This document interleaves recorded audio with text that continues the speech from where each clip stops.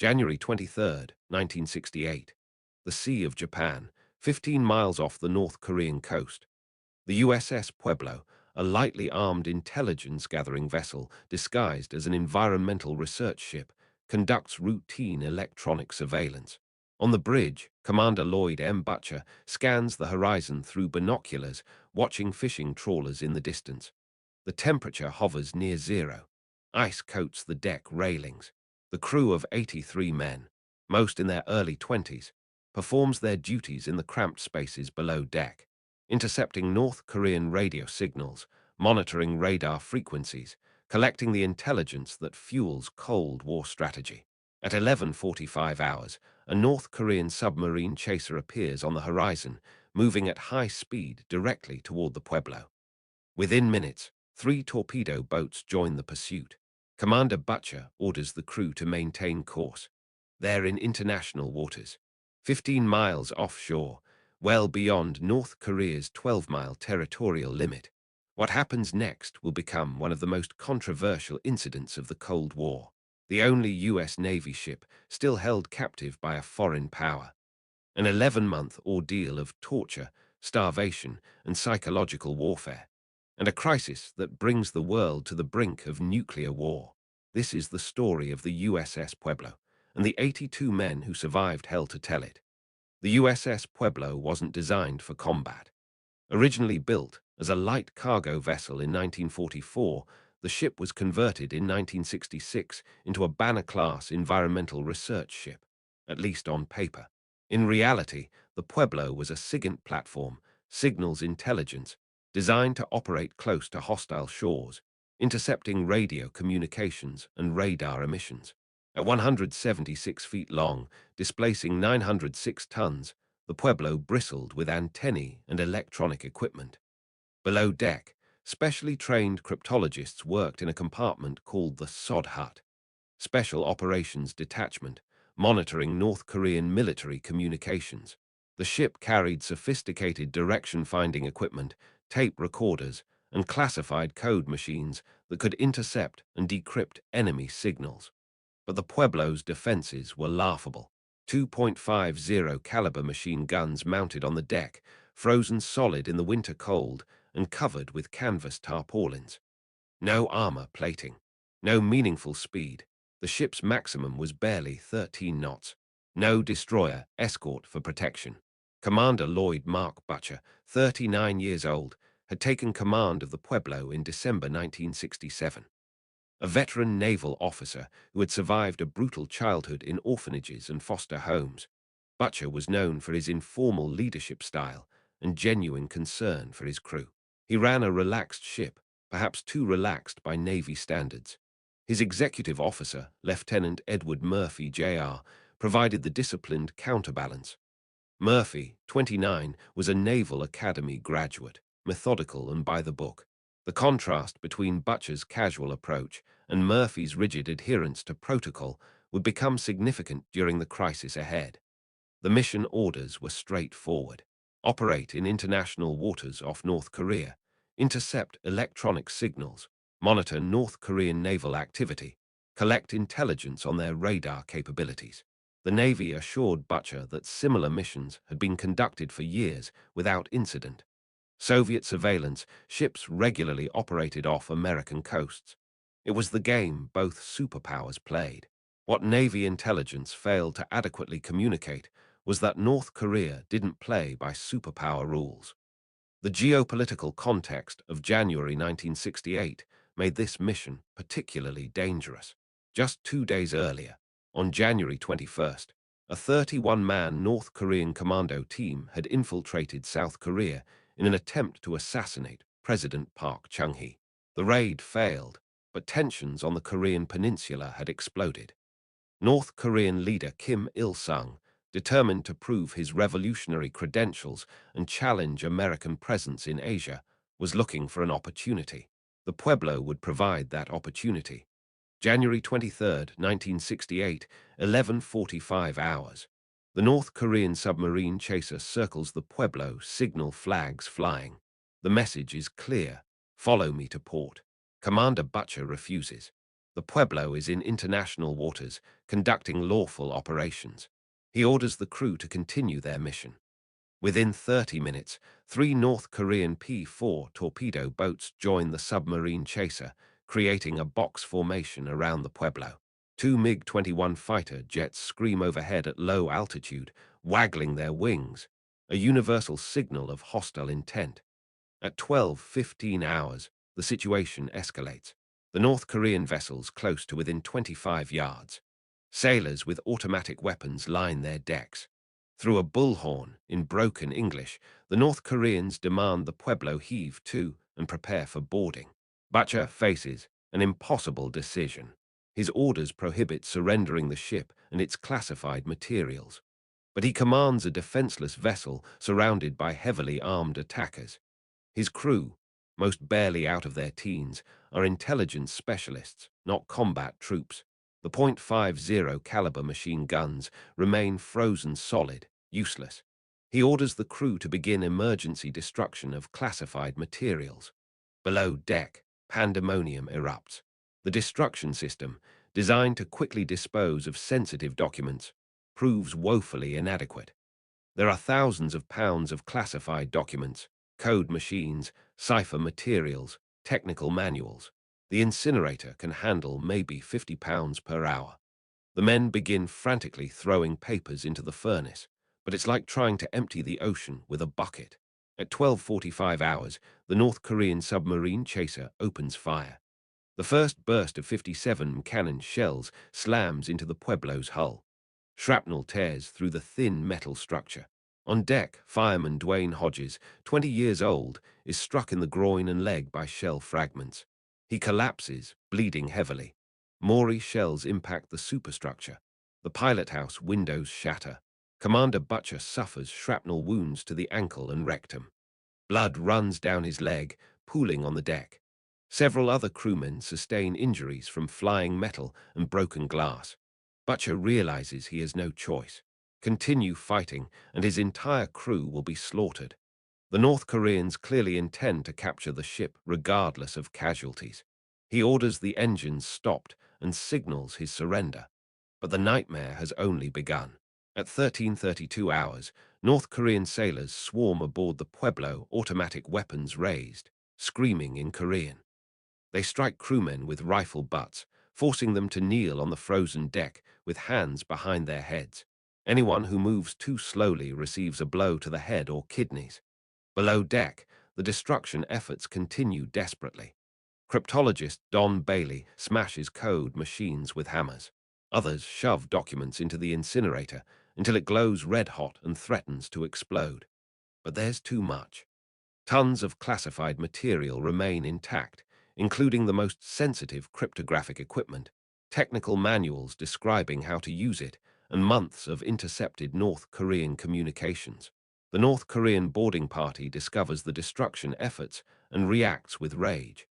They beat the Americans systematically, methodically, using rifle butts and fists. Several crewmen lose consciousness. Blood stains the deck and bulkheads. Fireman Hodges, gravely wounded, lies on the deck where he fell. The North Koreans refuse medical assistance. His shipmates can only watch helplessly as he bleeds out over the next several hours. Hodges becomes the only American fatality of the capture, but his death is slow, agonizing, and completely preventable. By 1400 hours, the Pueblo is under North Korean control, being towed toward the port of Wonsan. On the bridge, Commander Butcher stands with his hands bound, watching his ship, now a prize of war, heading toward enemy territory. Around him, his crew sits with heads bowed, many injured, all terrified. The initial boarding takes less than 90 minutes. In that time, North Korea accomplishes what Soviet intelligence agencies have spent years attempting, capturing an intact American SIGINT vessel with its complete cryptographic library and operational personnel. The intelligence loss is catastrophic. The captured materials include KW-7 cryptographic machines used throughout the U.S. military, KWR-37 receive-only machines, complete cipher, key lists, technical manuals describing American signals intelligence capabilities, months of intercepted communications, showing what America knew about North Korean operations. Direction-finding equipment, revealing American surveillance techniques. This intelligence windfall will be shared with the Soviet Union within days, compromising American communications security worldwide. The full extent of the damage won't be known for years, but experts later estimate it sets back American cryptographic security by at least a decade. The Pueblo crew is transporting to a military compound in Pyongyang and separated into small groups. What follows is 11 months of systematic torture, starvation, and psychological manipulation designed to extract confessions and break their will. The interrogations begin immediately.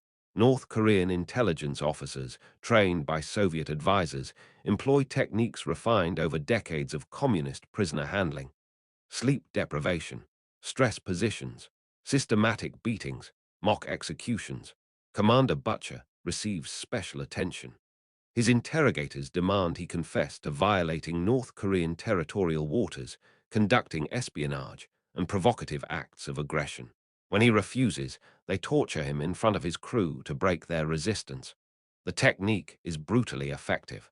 Butcher watches his men beaten unconscious, then is told the torture will continue until he signs whatever document his captors demand. After several days of this psychological torture, watching his youngest sailors brutalized, Butcher signs a confession he knows is false. The document admits the Pueblo violated territorial waters and engaged in illegal espionage. But signing one confession only invites demands for more. The North Koreans stage elaborate propaganda events, forcing the crew to participate in orchestrated press conferences where they repeat scripted confessions. The propaganda value is immense. Here is the mighty American military, humiliated and confessing to crimes against the peace-loving Democratic People's Republic of Korea. The crew develops subtle forms of resistance. In photographs staged for propaganda purposes, several men extend their middle fingers, a gesture the North Korean photographers don't understand. When interrogators demand written thank you letters to Kim Il-sung for his merciful treatment, the sailors deliberately include absurd claims and obviously false statements, turning the documents into mockeries. Petty Officer Second Class Stephen Harris describes the living conditions years later. We were kept in rooms that were unheated in winter, sweltering in summer. The food was minimal, maybe 500 calories per day of rice and kimchi. Dysentery was constant. We lost weight rapidly. Some men dropped to 100 pounds or less. The psychological torture proves as devastating as the physical abuse.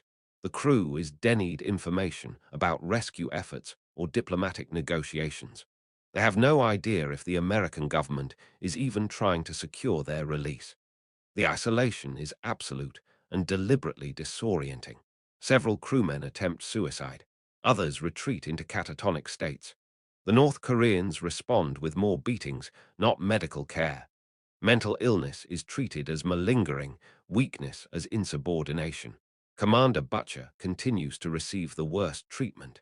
His captors understand that breaking the commanding officer will demoralize the entire crew.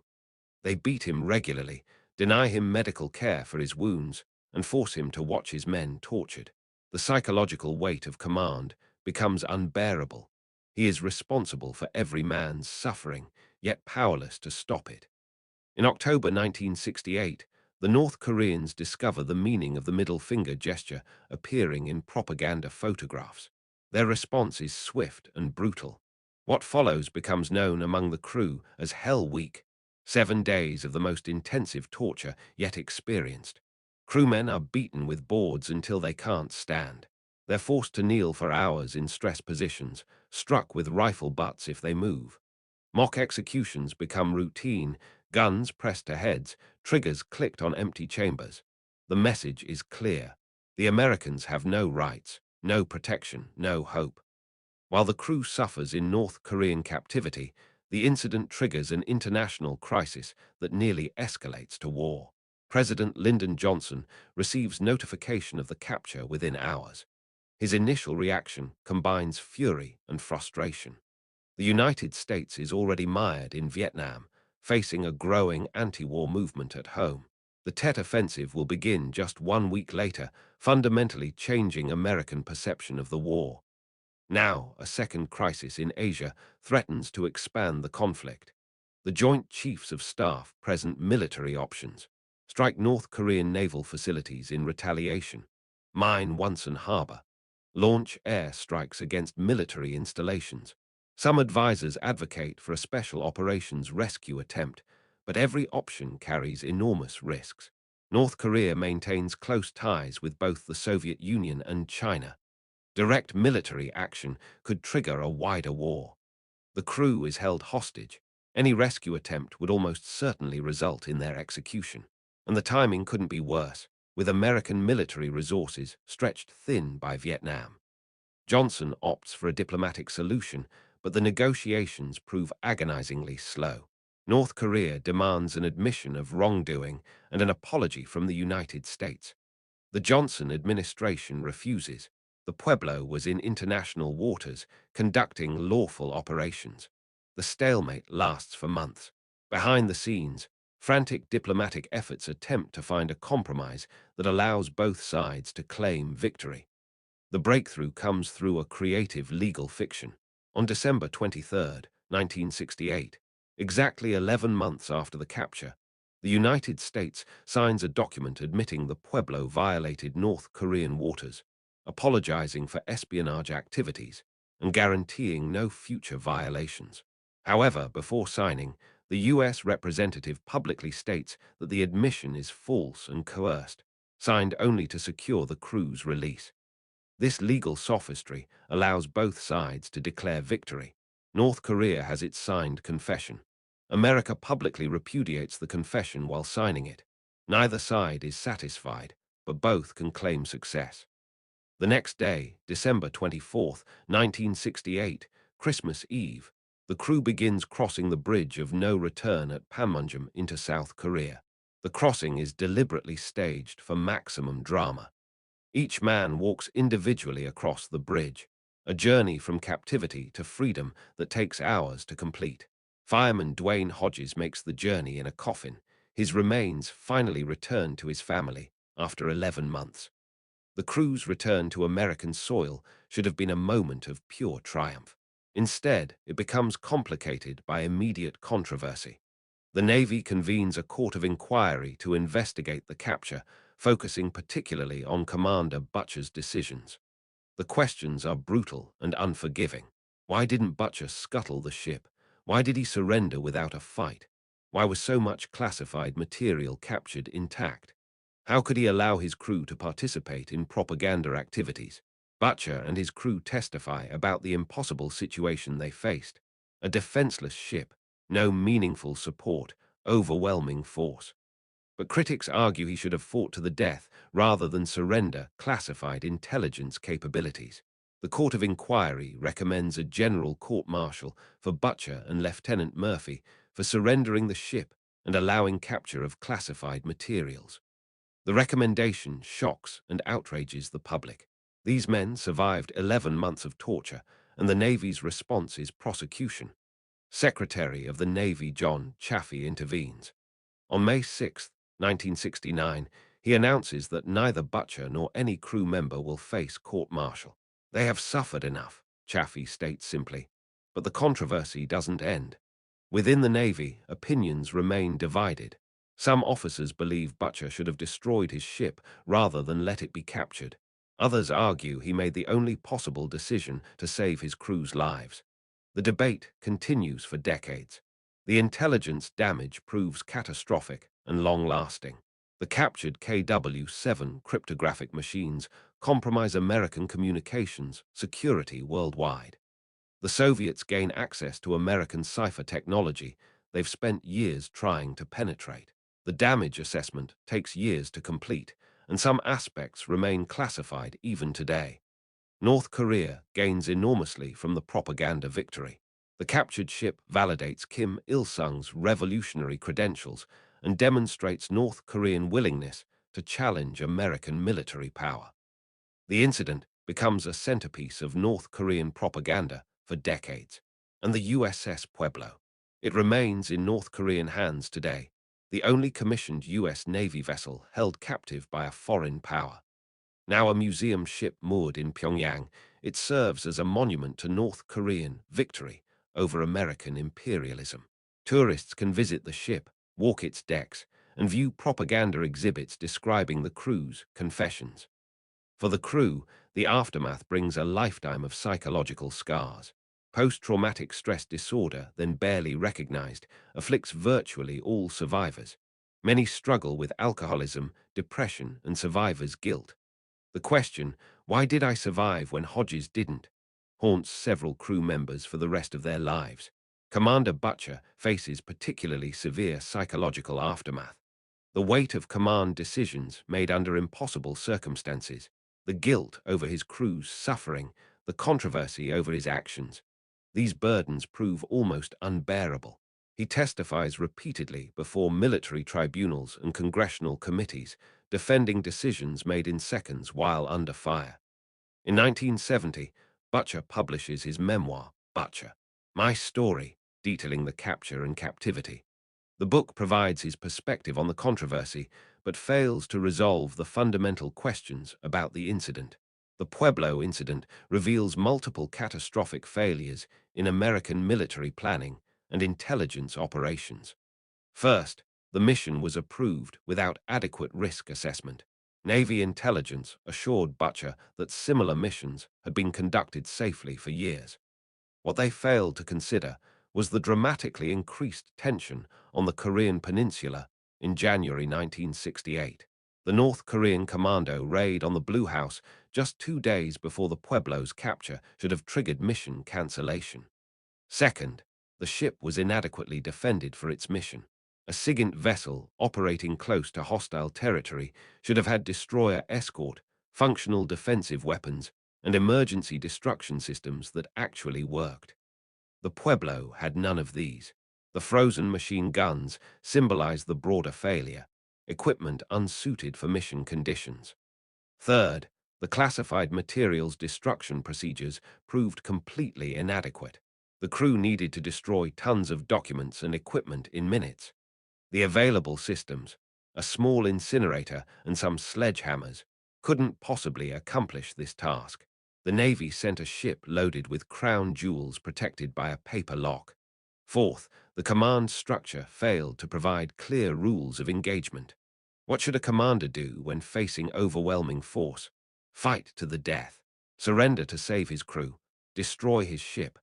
The Navy provided no clear guidance, leaving Butcher to make an impossible decision with no good options. Fifth, the diplomatic response proved slow and ineffective. 11 months of negotiations to secure the crew's release suggested either lack of priority or lack of leverage, possibly both. The United States appeared weak, unable or unwilling to retrieve its servicemen promptly. These lessons influenced subsequent military planning. Intelligence-gathering vessels now operate with proper escort and protection. Destruction systems have been redesigned to work quickly and reliably. Rules of engagement have been clarified. Command authority has been better defined. But some questions remain unanswered. The fundamental tension between gathering intelligence and protecting personnel persists. SIGINT operations require getting close to adversaries, close enough to collect signals, but that proximity creates vulnerability.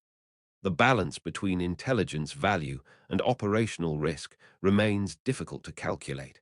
The crew's resistance during captivity provides enduring lessons in survival and resilience. Despite torture and deprivation, they maintained unit cohesion and subtle resistance. The middle finger photographs, the absurd propaganda confessions, the support they provided each other, these small acts of defiance sustained morale and dignity. The incident also illustrates how asymmetric conflicts challenge traditional military thinking. North Korea, vastly inferior in conventional military power, achieved a significant victory through willingness to violate international norms. They captured an American vessel in international waters, tortured American servicemen, and faced no meaningful consequences. The lesson was clear. Aggressive action against American forces might succeed if executed boldly. Today, few Americans under 50 have heard of the USS Pueblo. The incident has been largely forgotten, overshadowed by Vietnam, Watergate, and subsequent crises.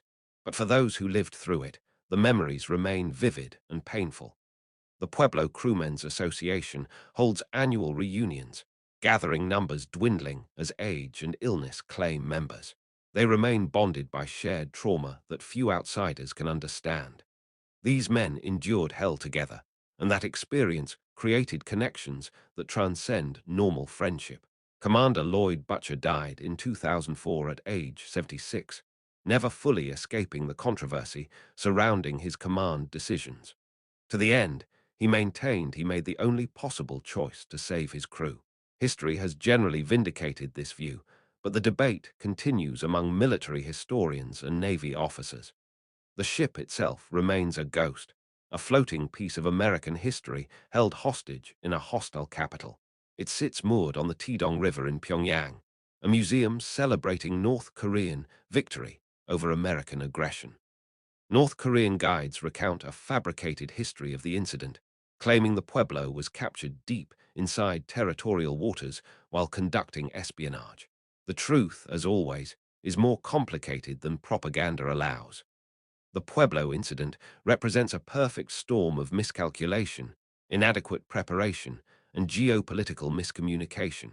An intelligence-gathering ship, lightly armed and inadequately protected, operating in dangerous waters during a period of high tension. A desperate crew, outnumbered and outgunned, trying to destroy classified materials with inadequate tools. A commander forced to choose between his ship and his men. In the end, Butcher chose his men. That decision cost him his ship, compromised American intelligence capabilities, and haunted him for the rest of his life. But 82 men came home alive who might otherwise have died. In the moral calculus of command, perhaps that's the only calculation that truly matters. The incident asks uncomfortable questions about the price of intelligence and the value we place on individual lives versus national security. When is sacrifice justified? When does the cost exceed the benefit? Who decides, and how do they live with those decisions? These questions have no easy answers. The Pueblo crew paid the price for their nation's miscalculations. They endured torture for intelligence failures not of their making. They survived hell and came home to controversy rather than celebration. Their story deserves remembering, not as propaganda for either side, but as a human story of survival, sacrifice, and the terrible choices war demands. The USS Pueblo remains in North Korean hands, but the men who sailed her came home. Broken perhaps, but undefeated. In the final analysis, that may be the only victory that matters.